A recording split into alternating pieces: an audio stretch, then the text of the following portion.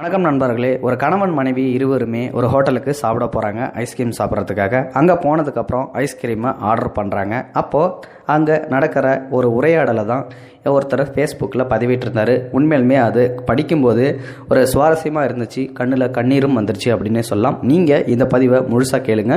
இதை கேட்டதுக்கப்புறம் உங்களோட மனசுலையும் அப்படி ஒரு கண்ணீர் வந்துச்சு அப்படின்னா மறக்காமல் இந்த வீடியோக்கு ஒரு லைக் பண்ணிக்கோங்க. சரி, வாங்க என்ன நடந்துச்சு அப்படின்னு சொல்லிட்டு பார்க்கலாம். கணவன் மனைவி இருவரும் ஒரு ஹோட்டலில் ஐஸ்கிரீம் சாப்பிட உட்கார்ந்தார்கள். என்னங்க, உங்ககிட்ட ஒரு விஷயம் கேட்கணும் போல இருக்குது, கேட்கவா? இது என்ன புதுசா? என்கிட்ட கேட்டால் என்கிட்ட பேசுவா, கேளு என சிரித்தான். இல்லை, ஒரு மாதமாக சீக்கிரம் வீட்டுக்கு வர்றீங்க, அடிக்கடி வெளியே கூட்டிகிட்டு போகிறீங்க, பொண்ணு கூட உட்காந்து பாடம் சொல்லி கொடுக்குறீங்க, திடீர்னு நம்ம மேலே நெருக்கமாக மாறிட்டீங்க, அதான் என்று இழுத்தாள். ஒன்றுமில்லையே, எப்பவும் போல தான் இருக்கேன், மறைக்காதீங்க, உங்கள் முகரையை பார்த்தாலே தெரியுது, கொஞ்சம் சொல்லுங்கள். என்னத்த சொல்ல? எதுவும் சின்ன வீடு செட் பண்ணிட்டீங்களா? அதை மறைக்க தான் இப்படி கொஞ்சம் மாதிரி நடிக்கிறீங்களா? ஒடி லூசு. அவன் சிரித்தான். ஆனால் அதில் உயிர் இல்லை. மெதுவாய் சொன்னான். நீயா கேட்பன்னு சொல்லணும்னு தான் இருந்தேன் என கொஞ்சம் சீரியஸாக பேச ஆரம்பித்தான். என்னங்க, எதுவும் பிரச்சனையா? படபடத்தாள். அவன் இல்லை என தலையாட்டியபடியே அவனது அலுவலக பையை திறந்தான். ஒரு டைரியை திறந்து ஒரு பேப்பரை எடுத்து நீட்டினான். என்னங்க இது? படி என சொல்லிவிட்டு பின்னால் நகர்ந்து அமர்ந்தான். அவள் படிக்க ஆரம்பித்தாள். அவள் கண்களில் கண்ணீரை சிந்த ஆரம்பித்தது. அன்பு மகனுக்கு, கண்டிப்பாக என்னைக்காச்சும் இந்த கடிதம் உன் கையில் கிடைக்கும்னு நான் நம்புகிறேன். உங்கள் அப்பாவுக்கு மனைவியா, உனக்கு அம்மாவா இந்த கடிதத்தை நான் எழுதுகிறேன். ரொம்ப பெரிய கடிதம் தான், பொறுமையாக படி. அவசரமாக வேலை இருக்குன்னு பாதி படிச்சுட்டு மீதியை இன்னொரு நாள் காத்திருந்து படிக்காத. தயவு செஞ்சு அம்மா பேச்சை இப்போவாவது நீ கொஞ்சம் கேளு. இதை முழுசாக படி. உங்கள் அப்பாவை நான் கல்யாணம் பண்ணும்போது நான் காலேஜ் லெக்சரர். அப்புறம் நீ வந்த பிறகு உங்கள் அப்பாவுக்கு அதிர்ஷ்டம் அடிச்சுது, இன்னும் கன்ஸ்ட்ரக்ஷனில் வளர்ந்துட்டாரு. அப்புறம் உன் தங்கச்சி பிறந்தா. நான் வேலையை விட்டுட்டு வீட்டோட உங்களை கவனிச்சுக்கிட்டு இருந்தேன்.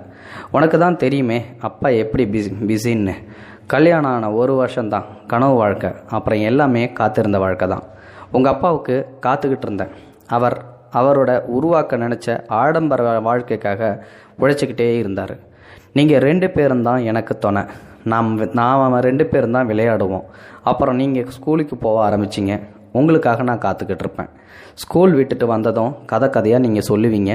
அதில் பாதி பொய்யாக தான் இருக்கும். அதெல்லாம் உங்கள் கற்பனைன்னு நினச்சி நானே ரசித்தேன். அப்புறம் நீங்கள் வளர ஆரம்பிச்சிங்க. அம்மா கிட்ட சொல்ல எதுவும் இல்லாமல் உங்களுக்கு போச்சு. ஆனால் உங்கள்கிட்ட இருந்து ஆர்டர் மட்டும் வந்துச்சு. இப்போ வெளியே போகணும், இப்படி வெளியே போகணும், அதை ரெடி பண்ணு, இதை ரெடி பண்ணுன்னு மட்டும் என்கிட்ட சொல்லிக்கிட்டே இருந்தீங்க. ஆனால் வர்ற டைம் கேட்க முடியாமல் அம்மாவால் போக முடியல. அப்போவும் நான் காத்துக்கிட்டு இருப்பேன், நீங்கள் எப்போ வெளியிலேருந்து உள்ளே வருவீங்கன்னு. நீங்கள் சாப்பிட்டு வரீங்களா, சாப்பிடாம வரீங்களான்னு பார்க்க காத்துக்கிட்டு இருப்பேன். நீங்கள் எக்ஸ்ட்ரா கோச்சிங், ஃப்ரெண்ட்ஸு, அரட்டை அப்படின்னு சொல்லிட்டு பிஸியாக இருப்பீங்க. இடையில உங்கள் அப்பா உடம்புக்கு முடியாமல் படுத்துட்டாரு. அவருக்கு டயத்துக்கு மாத்திரை கொடுக்கணும், மருந்து கொடுக்கணும், ஃபிசியோதெரப்பி பண்ணணும். அதுக்காக நான் காத்துக்கிட்டு இருப்பேன். காத்துக்கிட்டு இருக்கிறதே என்னோடய வாழ்க்கையாக ஆயிடுச்சு பார்த்தியா. அப்புறம் உன் தங்கச்சி கல்யாணம். இப்போ அவள் எப்படி இருக்கான்னு கூட அவளால் முடிவு செய்கிற நேரத்தில் தான் என் கூட பேச முடியும். ஏன்னா அங்கே அவள் காத்துக்கிட்டு இருக்கா. அவளும் ஒரு அம்மாவா. உனக்கு சொல்லவே வேண்டாம், அப்பா தொழிலை எடுத்து செய்ய ஆரம்பித்த உடனே நீயும் ரொம்ப பிஸி ஆகிட்ட. நீ கடைசி 5 வருஷத்தில் அம்மா கிட்ட பேசுனதை கொஞ்சம் நீயே யோசிச்சு பாரு. சாப்பிட்டீங்களாம்மா, மாத்திரை போட்டாச்சம்மா, ஊசி போட்டாச்சம்மா, இவ்வளோ தான் என்கிட்ட பேசியிருக்க. உங்கள் அப்பா வாழ்கிற காலத்தில் பிஸியாக இருந்தார். நான் அப்போ காத்துக்கிட்டு இருந்தேன். கடைசி காலத்தில் எதுவும் இல்லாமல் இருந்தார். ஆனால் மாத்திரைக்காக காத்துக்கிட்டு இருந்தார். என்கிட்ட பேச அவருக்கு விஷயமே இல்லை. பேப்பரை படித்தார், புக் படித்தார், தூங்கினார். ஏன்னா பேச வேண்டிய காலத்தில் பேசலை, பேச இருந்த காலத்தில் பேச விஷயம் இல்லை, அனுபவமும் இல்லை. இப்படி தான் பெரும்பாலான அம்மாக்களோட வாழ்க்கை முடிஞ்சு போகுது. நாம் என்னைக்காச்சும் வெளியே போகும்போது அங்கே நிறைய அம்மாக்களை பார்ப்பேன். அவங்க எல்லார் கண்ணிலும் எனக்கு தெரியறது காத்திருந்த ஏக்கம் மட்டும்தான். உன்னை மாதிரி படித்த கூட்டிகிட்டு வர அவங்க மனைவிகளை பார்ப்பேன். அதில் இன்றைக்கே வாழ்ந்துடணும், அடுத்த 6வது நாள் இவன் கூட பேசக்கூட முடியாது ஒரு வேகம் இருக்கிறத நான் பார்த்தேன். இன்றைக்கி ஒரு நாள் தானேன்னு பிள்ளைங்க கேட்ட எல்லாம் செய்கிற அப்பாக்களை தான் நான் பார்த்தேன். இது கொஞ்சம் கொஞ்சமாக அவங்களுக்கு காரியம் சாதிக்கிற நாள் ஆகிடுச்சுன்னு புரிஞ்சிடுச்சு. உங்களுக்கு ஒரு நாள் தானேன்னு ஒரு நினப்பும் வந்துடுச்சு. இதெல்லாம் ஏன் இப்போ சொல்கிறேன்னு யோசிக்கிறியா? என் காலத்தில் இதெல்லாம் உங்கள் அப்பா கிட்ட சொல்லி என்னால் புரிய வைக்க முடியல. ஆனால் நீ அப்படி இல்லை, நீ அடுத்த ஜென்ரேஷன். கொஞ்சம் நீ யோசிப்பல்ல, அதான் உங்ககிட்ட சொல்கிறேன். நான் உயிரோடு இருக்கும்போது சொல்ல முடியல, சொன்னாலும் உன்னால் கேட்கவும் முடியல. அதனால தான் இப்போ சொல்கிறேன். உனக்கு வீட்டில் ஒரு பொண்ணு இருக்கா, மனைவி இருக்கா, அவங்க உனக்காக காத்துக்கிட்டு இருக்காங்க. உன் தங்கச்சி உங்கள் அப்பா மேலே இருந்த பாசம் உனக்கு தெரியாது. ஆனால் அதை அவள் வெளிக்காட்டும் போது உங்கள் அப்பா கட்டிலில் நகர முடியாமல் இருந்தார். அவர் தான் அப்பான்னு அவள் காலேஜுக்கு ஸ்கூலுக்கு தெரியாத அளவுக்கு அவர் பிஸி ஆகிட்டார். அப்பா கூட அங்கே போகணும் இங்கே போகணுங்கிற எந்த ஆசையும் நிறைவேறலை. அவள் அப்பா கடைசி காலத்தில் சும்மா இருந்தபோது அவர் பேசினது அவர் கேட்க முடியலை. ஏன்னா அவர் வேறு வீட்டுக்கு போய்விட்டா. பார்த்தியா வாழ்க்கையை? நீ உன் பொண்ணுக்கு அப்படி ஒரு வாழ்க்கையை கொடுத்துடாத. உன் மனைவியை அவளோட மகனுக்கு கடிதம் எழுத வச்சிடாத.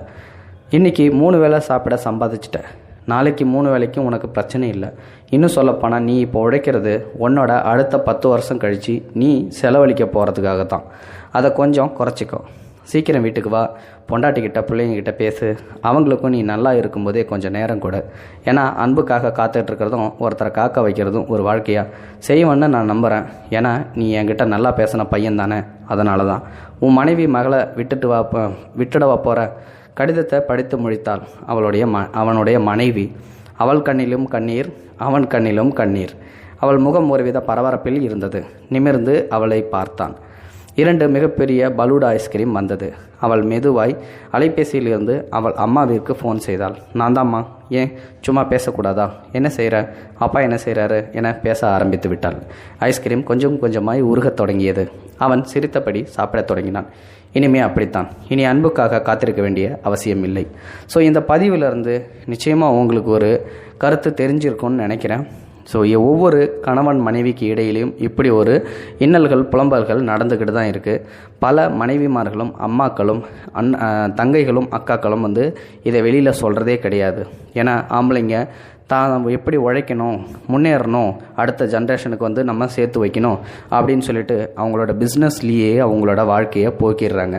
அதனால் வீட்டில் யார் என்ன கஷ்டப்படுறாங்க, எப்படி இருக்காங்க அப்படின்னு சொல்லிட்டு அது யோசிக்கிறது கூட இல்லை. நம்ம தான் சம்பாதிச்சு கொண்டாந்து போட்டிருக்கோமே, அதை அவங்க சாப்பிட்டு நிம்மதியாக வீட்டில் இருப்பாங்கன்னு ஒரு காலமும் யோசிக்காதீங்க. உங்களுக்காக அவங்க எப்பயுமே காத்துக்கிட்டு இருப்பாங்க. புருஷன் வெளியில் கூப்பிட்டு போக மாட்டாரா? முதல்ல கல்யாணம் ஆன 1 வருஷத்தில் அங்கேயும் இங்கேயும் கூப்பிட்டு போனார், அதுக்கப்புறம் நம்மளை கண்டுக்கவே மாட்டேன்றாரு, பிள்ளைங்களுக்காக சம்பாதிக்கிறாரு அப்படின்னு சொல்லிட்டு நிறைய மனைவிகளும் யோசிப்பாங்க.